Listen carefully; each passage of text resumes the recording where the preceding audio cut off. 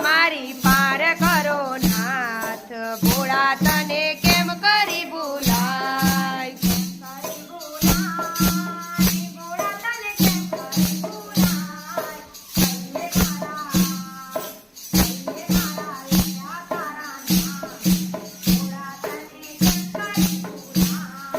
કેમ કરી